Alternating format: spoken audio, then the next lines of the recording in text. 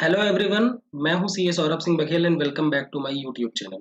दोस्तों, इस वीडियो में हम डिस्कस करेंगे अकाउंटिंग इक्वेशन के मल्टीपल चॉइस क्वेश्चंस। ठीक है। इसके पहले के वीडियो में हमने डिस्कस किया था अकाउंटिंग इक्वेशन और उसके हमने ट्रांजैक्शंस के थ्रू उसके इफेक्ट देखे थे। आज हम मल्टीपल चॉइस क्वेश्चंस करेंगे जैसे कि क्वेश्चंस एग्जाम में आते हैं आपको। ठीक है।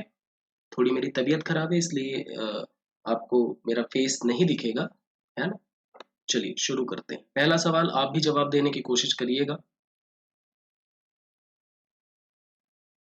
The relationship of assets with that of liabilities and owners equity in equation form is known as. दायित्व के साथ संपत्ति के संबंध और समीकरण के रूप में स्वामी की इक्विटी समता के रूप में जाना जाता है। Balance sheet, profit and loss account, accounting equation या जर्नल। तो देखो, अकाउंटिंग इक्वेशन जो होता है वो बैलेंस शीट का से डिराइव होता है। ठीक है। बैलेंस शीट आप बनाते हैं ना, तो लिखते हैं कैसे। यहाँ पर आप लिखते हैं लाइबिलिटीज, यहाँ पर एसेट्स, तो यहाँ पर कैपिटल और लाइबिलिटीज लिखा जाता है। तो क्या हो जाता है फॉर्मूला हमारा, assets equal to capital plus liability. तो जब एसेट्स, लाइबिलिटी और ऑनर्स इक्विटी यानी कैपिटल को इक्वेशन फॉर्म में प्रेजेंट किया जाता है, समीकरण के रूप में प्रेजेंट किया जाता है, तो उसे हम अकाउंटिंग इक्वेशन कहते हैं। तो सी होगा इसका सही जवाब। ठीक है। उसके बाद आगे चलते हैं। Purchase of machine for cash. Machine खरीदा है कैश में, इससे अब क्या प्रभाव होगा। ठीक है।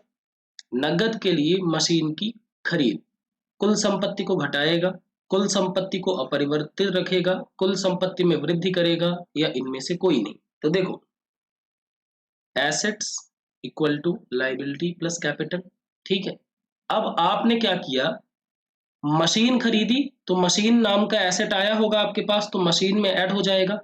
लेकिन उतना ही पैसा आपके दूसरे एसेट से, कैश से माइनस हो जाएगा। तो आप देखें, मान लीजिए 1 लाख रुपए का आपने मशीन खरीदा और 1 लाख का मशीन आया आपके पास। ठीक है। तो आपका 1 लाख से कैश कम हो जाएगा। इसका मतलब ये है कि आपका टोटल एसेट अनचेंज्ड रहेगा, उसमें कोई भी परिवर्तन नहीं होगा, क्योंकि 1 लाख का मशीन आई और 1 लाख कैश चला गया। तो कुल संपत्ति अपरिवर्तित रहेगा, यानी कि इसका जवाब क्या होगा, B, keeps total assets unchanged. ठीक है। अगले सवाल पे चलते हैं। Accounting equation is satisfied by. Accounting equation किसके द्वारा संतुष्ट होता है बताइएगा। अकाउंटिंग इक्वेशन, तो आपको हमेशा याद रखना है accounting equation assets equal to capital plus liability. ठीक है। अब देखो किससे सेटिस्फाई होता है, क्या ये फॉर्मूला डायरेक्ट दिया है, नहीं दिया है। पहला लिखा assets plus capital minus liability equal to liability, यानी एसेट में ये इधर कैपिटल जाएगा तो क्या होगा, माइनस होगा। तो इससे क्या हो सकता है, asset minus capital equal to liability. या फिर दूसरा हो सकता है assets minus liability equal to capital. तो इसका बी हो जाएगा सही जवाब, assets minus liability equal to capital. ठीक है। यानी संपत्ति माइनस दायित्व बराबर पूंजी। कैसे, मान लो 1 लाख रुपए की एसेट है और 20,000 रुपए की क्या है, लाइबिलिटी है। तो कैपिटल कितनी की होगी, 1 लाख माइनस 20,000, कितना आ जाएगा, 80,000। ठीक है। चलिए अगला सवाल। मुझे बहुत भारी मात्रा में जुकाम हो गया है, कोल्ड, तो थोड़ा सा बियर करिएगा, मेरी आवाज अगर अलग आ रही होगी तो। A business has assets of rupees 1,50,000 and liabilities of 60,000. What is the amount of capital? एक बिजनेस की एसेट है 1.5 लाख रुपए की, लाइबिलिटी है 60,000 रुपए की। तो आपको बताना है कि कैपिटल कितने का होगा। ठीक है। तो सिंपल सी बात है, फॉर्मूला क्या होता है, assets equal to capital plus liability. Assets लिखा है 1,50,000 का, कैपिटल हमें पता नहीं, लाइबिलिटी है 60,000 की। तो ये लाइबिलिटी इधर जाके माइनस हो जाएगी, तो 1,50,000 माइनस 60,000 इक्वल टू कैपिटल, यानी कि 90,000 रुपए क्या हो जाएगा, आपका कैपिटल हो जाएगा। तो इसका सही जवाब क्या हो गया, डी। वीडियो के आखिरी में कमेंट करिएगा देखने के बाद कि कितने आपके क्वेश्चन सही हुए, कितने आंसर्स आपके सही हुए। ठीक है, उसके बाद drawings by proprietor would reduce.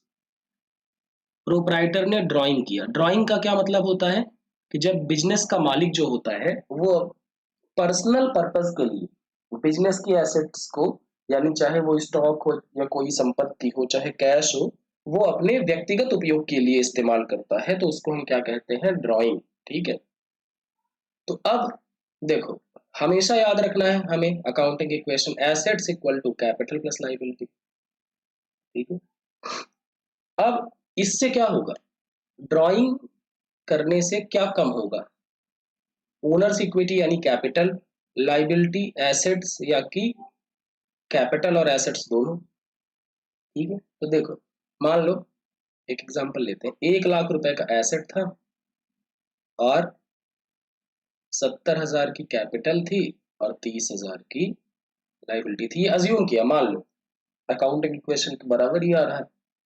अब होगा क्या, यहाँ पर इसने ड्राइंग की, मान लो 20,000 रुपए वो लेके गया, तो 20,000 एसेट से माइनस कर दोगे, अब एसेट कितने का हो गया, 80,000 का। लेकिन 20,000 रुपए कैपिटल से भी कम करोगे, क्योंकि देखो कैपिटल किसका होता है, बिजनेसमैन का होता है, और ड्राइंग भी किसने की, बिजनेसमैन ने की, तो उसके अकाउंट से हम क्या करेंगे, हटा देंगे। तो अब ये कितना हो जाएगा, 50,000। लाइबिलिटी में कोई चेंज आएगा क्या, नहीं। अब देखो इससे क्या हुआ, क्या क्या कम हुआ, एसेट भी कम हो गई और कैपिटल भी कम हो गई, यानी ओनर्स इक्विटी यानी स्वामी की समता भी कम हो गई। तो इसका सही जवाब क्या हो जाएगा, डी। चलिए अगले सवाल पे चलते हैं। Business as outstanding expense of rupees 10,000। Outstanding expense क्या होते हैं, मान लीजिए आपने किसी व्यक्ति से काम कराया, ठीक है, 1 महीने तक उसने काम किया, अब 1 महीने खत्म होने के बाद आपको उसको पैसा देना चाहिए, लेकिन आपने अभी उसको पैसा नहीं दिया है, उसको बोलते हैं outstanding expense. Expense which is due but not paid, ऐसा खर्चा, ऐसा व्यय जिस जो देय है लेकिन अभी उसका भुगतान नहीं किया गया है। ठीक है, तो अब बताओ सर, हम अकाउंटिंग तो अक्रूवल बेसिस पे करते हैं, उपार्जन आधार पर करते हैं। ठीक है, तो आउटस्टैंडिंग एक्सपेंस कितना है, 10,000 रुपए, तो है तो खर्चा, भले ही आउटस्टैंडिंग, तो ध्यान रखना assets equal to capital plus liability. तो 10,000 रुपए हमने दिया नहीं, लेकिन देना तो पड़ेगा, तो हमारी लाइबिलिटी हो गई 10,000 से बढ़ जाएगी आउटस्टैंडिंग एक्सपेंस। और ये खर्चा है, और खर्चे से क्या होता है, खर्चे से प्रॉफिट कम होता है, और प्रॉफिट कम होगा तो किसका होगा, प्रॉफिट होता किसका है, बिजनेसमैन का होता है, तो कम भी किसका होगा, बिजनेसमैन का। तो कम करेंगे कैपिटल से कितना, 10,000। तो इससे क्या होगा, इंक्रीज इन लाइबिलिटी, लाइबिलिटी 10,000 से बढ़ गया और कैपिटल 10,000 से कम हो गया। तो इसका सही जवाब क्या होगा, सी। देखिए अगर आपने इसके पहले वाला वीडियो नहीं देखा है तो इसको जरूर देख लीजिएगा, उसकी उसका जो आपको लिंक है वो आई बटन में मिल जाएगा, वीडियो के ऊपर जो होता है वहां पर आपको दिख जाएगा। और थोड़ा सा बियर करिएगा, मेरी तबीयत ठीक नहीं है 3 दिन से।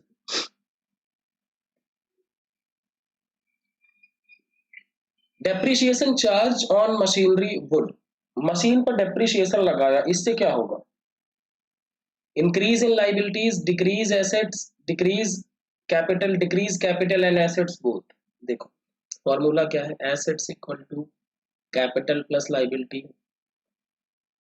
एग्जाम्पल के तौर पे समझ लो, 1 लाख की मशीन है, 50,000 का कैपिटल है और 50,000 का लाइबिलिटी। बोले सर ये आप फिगर कहाँ से लाते हैं, कुछ भी आप मान सकते हैं।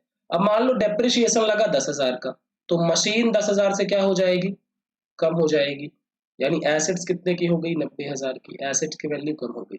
अब डेप्रिसिएशन खर्चा है, डेप्रिसिएशन नॉन कैश एक्सपेंडिचर है, यानी कि गैर नगद व्यय है। अब व्यय अगर है, खर्चा है, तो क्या होगा, प्रॉफिट कम होगा, और प्रॉफिट कम करने के लिए हम क्या करेंगे, कैपिटल से माइनस करेंगे। तो ये कितना होगा, 40,000, और आपकी लाइबिलिटी में कोई चेंज नहीं आया। तो दो चीजें कम हुई क्या, एसेट भी कम हो गया और कैपिटल भी कम हो गया। तो डेप्रिसिएशन मशीन पर लगाने से क्या होगा, decrease capital S and assets हो। ठीक है, यानी पूंजी और संपत्ति दोनों में ही कमी आएगी। अगला चलते हैं, rent received in advance will, advance में मान लीजिए आप रेंट पर शॉप देते हैं, आपकी बिल्डिंग है और आप किराए पर दुकानें देते हैं, ठीक है, तो आपको 1 तारीख को ही मिल गया पैसा, जबकि अभी महीने के शुरू में ही आपको पैसा मिल गया, तो वो एडवांस रेंट है। अब एडवांस रेंट अगर है तो क्या होगा, assets equal to capital plus liability, यही है। तो एडवांस रेंट मिला मान लो तो कैश में मिला होगा, तो कैश से बढ़ जाएगा, मान लो 20,000 रुपये एडवांस रेंट मिला, लेकिन ये एडवांस रेंट अभी आपको क्या है, आपने सर्विस दी नहीं है, अभी आपने सर्विस दी नहीं है, मतलब आपका दायित्व है अभी ये सर्विस देने का, तो अभी आपको क्या करना पड़ेगा, लाइबिलिटी भी आपकी कितने से बढ़ जाएगी, 20,000 रुपए से, ठीक है, इसको बोलते हैं एडवांस रेंट रिसीव, ठीक है। अगर पे किया होता तो एसेट होता, पे किया होता तो क्या, अब यहाँ पर क्या हुआ, किराया मिला तो उससे एसेट बढ़ गई, लेकिन साथ ही साथ ये जिम्मेदारी भी बढ़ गई कि अभी हमने सर्विस दी नहीं है, तो हमें क्या होगा, इंक्रीज कैश एंड लाइबिलिटीज, ठीक है, यानी कि सी हो जाएगा। अगला सवाल,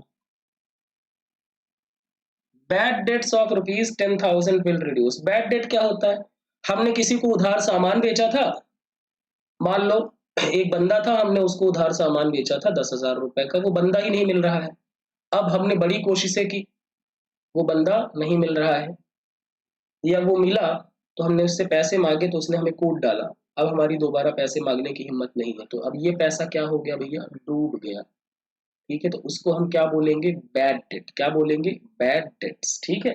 अब अगर 10,000 रुपए का बैड डेट हो गया तो क्या होगा इससे, देखिए, assets equal to capital plus liability, simple सी बात है। तो जब हमने उधार बेचा होगा तो डेटर नाम का एक एसेट बना होगा, देनदार नाम का एक एसेट बना होगा, अब ये देनदार डूब गए तो देनदार को कम कर देंगे कितने से, 10,000 से, और ये देनदार डूब गए तो हमारा नुकसान हुआ ना, हम बर्बाद हुए, तो कैपिटल लॉस हुआ, लॉस हुआ तो इसको कैपिटल से क्या कर देंगे, माइनस कर देंगे, ठीक है, लॉस जो हुआ उसको कैपिटल से क्या कर देंगे, माइनस कर देंगे 10,000, तो क्या हुआ, एसेट भी कम हुआ डेटर नाम से और कैपिटल भी कम हो गई, तो इसका सही जवाब क्या होगा, D, both debtors and capital.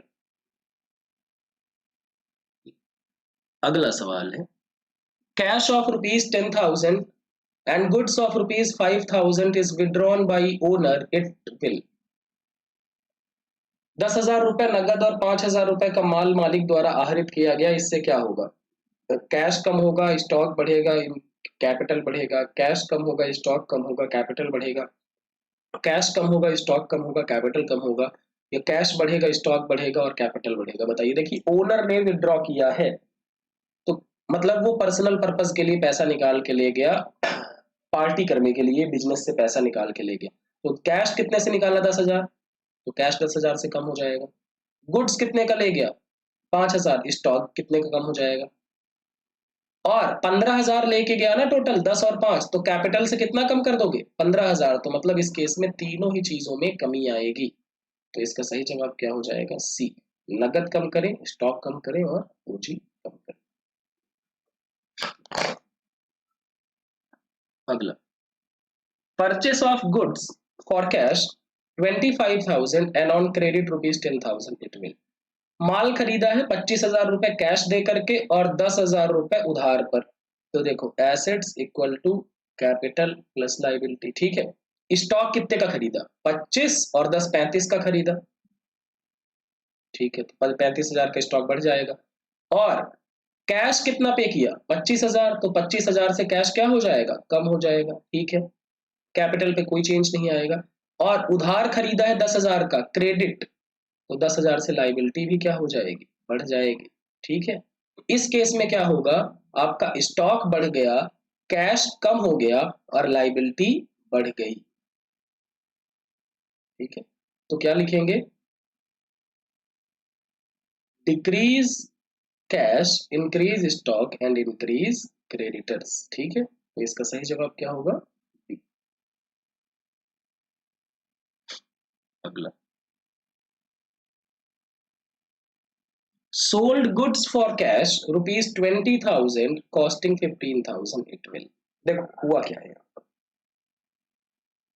Assets equal to capital plus liability, ठीक है, स्टॉक था मान लीजिए हमारे पास 50,000 एसेट था, कैपिटल थी 20,000 की और लाइबिलिटी थी 20,000 की। ठीक है, 20,000 का माल हमने कैश में बेचा, तो कैश कितने से बढ़ जाएगा बताओ? कैश बढ़ जाएगा 20,000 से। ठीक है, ये कैश बढ़ गया 20,000 से। स्टॉक जाएगा, स्टॉक था कितने का? 15,000 का, तो स्टॉक को कितने से कम करोगे? स्टॉक को कम करोगे 15,000 से। अब 15 वाला माल अगर 20 में बेचा, इसका मतलब क्या है? आपने 5,000 रुपए का प्रॉफिट कमाया, और प्रॉफिट किसका है? बिजनेसमैन का, और बिजनेसमैन का अकाउंट कौन सा है? कैपिटल। तो 5,000 रुपए प्रॉफिट में ऐड कर दोगे, कैपिटल में ऐड कर दोगे, तो क्या होगा? Increase cash by 20,000। स्टॉक को कम करोगे 15,000 से और कैपिटल को 5,000 से बढ़ाओगे, तो इसका सही जवाब क्या हो जाएगा? B number. ठीक है, नगद को 20,000 रुपए से बढ़ाएं, स्टॉक में 15,000 रुपए की कमी करें और पूंजी में 5,000 की वृद्धि करें, क्यों? फायदा हुआ।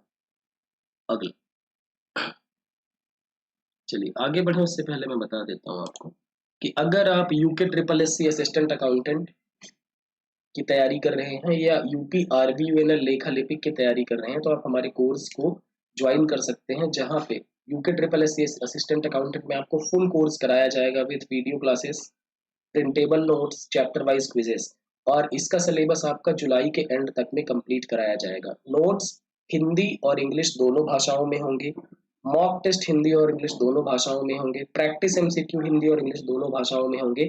मतलब हम एक ऐसी तैयारी करेंगे जहां पर सिलेक्शन होने की संभावना बहुत प्रबल हो जाएगी। ठीक है, जरूर ज्वाइन करें। यूपीआरयू विनर लेखा लिपिक के लिए कॉमर्स सेक्शन का कोर्स है, जहाँ पे आपको financial accounting, cost accounting, income tax और कंपनी ऑडिट के वीडियो, नोट्स और मॉक टेस्ट वगैरह मिलेंगे। ठीक है, यूपी पीजीटी टीजीटी के लिए भी कोर्सेस है, अगर आप चाहें, इंटरेस्टेड है तो इनरोल करा सकते हैं। ठीक है, चलिए हम आगे चलते हैं। ₹20,000 was receivable from a debtor. He paid only 18,000 in full and final settlement. देखो हुआ क्या है यहाँ पर,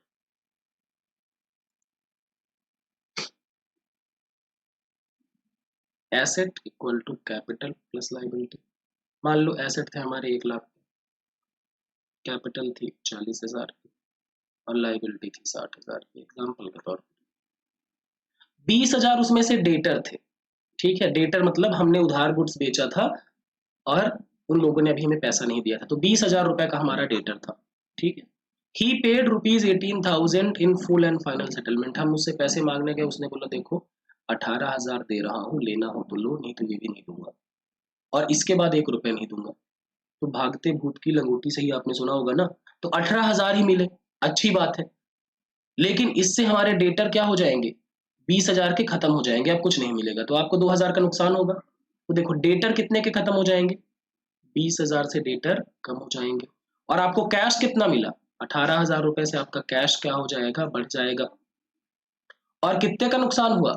2,000 का नुकसान हुआ, तो कैपिटल से 2,000 रुपए क्या हो जाएंगे? माइनस हो जाएंगे। तो क्या करेंगे आप? कैश को बढ़ाएंगे 18,000 से, डेटर को घटाएंगे 20,000 से, और कैपिटल को घटाएंगे 2,000 से। तो increase cash by 18,000, reduce debtor by 20,000 and reduce capital by 2,000। 18,000 रुपए नगद बढ़ाएं, देनदारों को 20,000 से कम करें और पूंजी को 2,000 रुपए से कम करें। सी होगा इसका बिल्कुल सही जवाब। ठीक है, चलिए अगले प्रश्न की तरफ चलते हैं। Expenses incurred ₹2,000 but paid only 1,500 and 500 is outstanding it will। 2,000 रुपए का खर्चा किया, 1,500 रुपए पे कर दिए, अभी 500 रुपए आउटस्टैंडिंग है, तो क्या होगा इससे? देखो सर, फॉर्मूला हमेशा वही है, assets equal to capital plus liability. अब हुआ क्या यहाँ पर? देखो 2,000 रुपए का खर्चा हुआ है, खर्चा 2,000 रुपए का हुआ, ठीक है, पेमेंट कितना किया? 1,500 रुपए किया, तो कैश 1,500 रुपए से क्या हो जाएगा? कम हो जाएगा, कैश 1,500 से कम हो जाएगा, ठीक बात है। फिर क्या होगा? खर्चा कितने का हुआ? 2,000 का, तो 2,000 से प्रॉफिट कम होगा, तो कैपिटल से 2,000 रुपए घटा देंगे। 500 रुपए अभी भी अदत्त है, आउटस्टैंडिंग है, अभी हमने पेमेंट नहीं किया है, तो ये हमारे लिए क्या है? लाइबिलिटी है, तो इसको हमें क्या करना पड़ेगा? लाइबिलिटी में बढ़ाना पड़ेगा 500 रुपए से। तो इससे क्या होगा बताइए जरा? इससे कैश कितने से कम हुआ? 1,500। पूंजी कितने से कम हुआ? 2000 और लाइबिलिटी कितने से बढ़ गया 500, तो इसका सही जवाब क्या हो जाएगा सी। ठीक है, इसके पहले वाला वीडियो आप जरूर देख लीजिए। Purchase of furniture on credit means decrease in assets.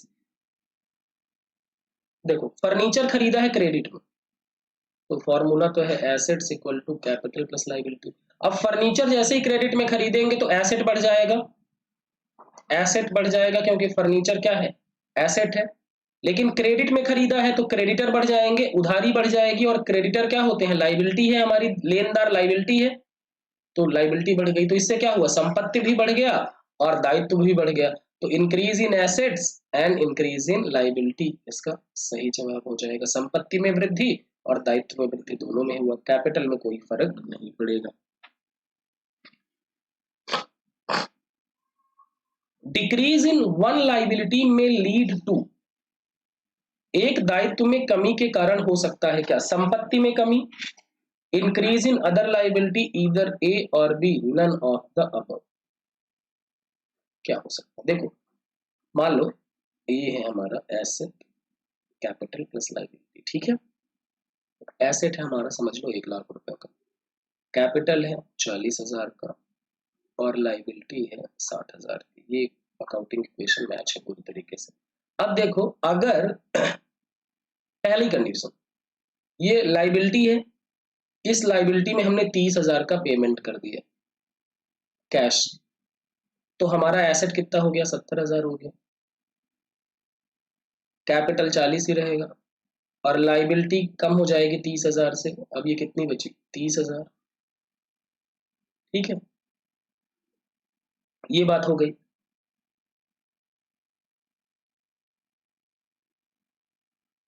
Liability कितनी बची 30,000, तो पहला कंडीशन ठीक है, डिक्रीज इन एसेट से लाइबिलिटी कम हो जाएगी। अगर आपको लाइबिलिटी कम करना है तो एसेट को आपने कम कर दिया, पहला कंडीशन। दूसरा ऐसा भी तो हो सकता है 1 लाख की एसेट है, 40,000 की लाइबिलिटी है, सॉरी कैपिटल है, 60,000 की लाइबिलिटी है। अब ये लाइबिलिटी में समझ लो कि 2 लाइबिलिटीज हैं। पहले मान लो ये थे क्रेडिटर्स हमारे, ठीक है। अब इन क्रेडिटर्स ने बोला कि हमें आप एक काम करें, बिल्स पेएबल लिख करके दें, ठीक है। तो हमने क्या किया, 30,000 के बिल्स पेएबल लिख दिए। क्या करें 30,000, अच्छा चलो क्रेडिटर थे, हमने बैंक से लोन लिया, बैंक से लोन लिया और हमने इन क्रेडिटर्स को चुका दिया। तो अब एक बात बताओ, ये लाइबिलिटी तो कम हो जाएगी, क्रेडिटर्स तो खत्म हो गए, लेकिन दूसरी लाइबिलिटी आ गई, कौन सी, बैंक लोन। इसका मतलब क्या है कि एसेट कम करके तो लाइबिलिटी को कम कर सकते हैं, बिल्कुल सही बात है। दूसरा, लाइबिलिटी कम करने के लिए दूसरी लाइबिलिटी तो भी ली जा सकती है, जैसे क्रेडिटर को कम करने के लिए बैंक लोन ले लिए, दोनों ही लाइबिलिटी है, क्रेडिटर कम हो गया, बैंक लाइबिलिटी बढ़ गया। तो इसका डिक्रीज इन एसेट बिल्कुल सही है, इंक्रीज इन अनदर लाइबिलिटी बिल्कुल सही है। इधर ए और बी, ये होगा इसका सही जवाब। ऑप्शन नंबर सी है इसका सही जवाब, या तो ए या तो बी। ठीक है, अगला, mister x commenced business on 1 April 2020 with a capital of rupees 6 lakh. Mister x ने बिजनेस शुरू किया 1 अप्रैल 2020 में 6 लाख रुपए की कैपिटल लगाई है। On 31 March 2021 his assets were worth rupees 8 lakh and liabilities 50,000 की। Find out the closing capital. Formula क्या होता है sir, assets equal to capital plus liability. Assets कितने की है 8 लाख की है, लाइबिलिटी कितने की है 50,000 की है, तो कैपिटल पता लगाइए, तो ये इधर जाके माइनस हो जाएगा, तो आंसर कितना आ जाएगा 7.5 लाख। ठीक है, अच्छा मैं आपसे ये पूछता हूं कि 7.5 लाख रुपए तो क्लोजिंग कैपिटल आ गया, अब बताइए जरा प्रॉफिट कितना हुआ उसको पूरे साल में। तो आप देखेंगे, क्या देखेंगे भाई, ओपनिंग कैपिटल कितनी थी 6 लाख और क्लोजिंग कैपिटल कितनी है 7.5 लाख। तो भैया कैपिटल बढ़ता कैसे है, जब प्रॉफिट हो, और प्रॉफिट कितने का हुआ होगा 1.5 लाख रुपए, अभी तो 6 लाख का 7.5 लाख हो गया। ठीक है, तो इसका सही जवाब क्या हो जाएगा 1.5 लाख, अगर प्रॉफिट पूछेगा तो। उसने पूछा है क्लोजिंग कैपिटल। अगला क्या है, purchase of machine by cash means. भाई मशीन कैश में खरीदा, ठीक है, तो एक बात बताओ, मशीनरी बढ़ जाएगा, एसेट में ही दोनों आते हैं, तो मशीनरी बढ़ जाएगा और कैश क्या हो जाएगा, कम हो जाएगा। कैश क्या हो जाएगा, कम हो जाएगा। मतलब एक एसेट बढ़ जाएगी और दूसरी एसेट कम हो जाएगी, बाकी कैपिटल और लाइबिलिटी पे कोई फर्क नहीं पड़ेगा। तो increase in asset and decrease in asset, ये दोनों चीजें होंगी। ठीक है, तो ऑप्शन नंबर बी हो जाएगा, संपत्ति में वृद्धि और संपत्ति में कमी। कौन सी? मशीनरी बढ़ जाएगी और कैश कम हो जाएगा, क्योंकि कैश में खरीदा है। ठीक है, तो ये अकाउंटिंग इक्वेशन के क्वेश्चंस रहे। पहले वीडियो में मैंने कंसेप्ट करा दिए थे, उन दोनों को देख लेंगे तो अब अकाउंटिंग इक्वेशन से जो भी 1 या 2 नंबर के सवाल आएंगे वो आप आसानी से कर सकते हैं। अगर वीडियो अच्छा लगेगा तो अपने क्लासमेट्स के साथ या जो आपके साथ में पढ़ते हैं उनके साथ जरूर शेयर कीजिएगा। Thank you so much.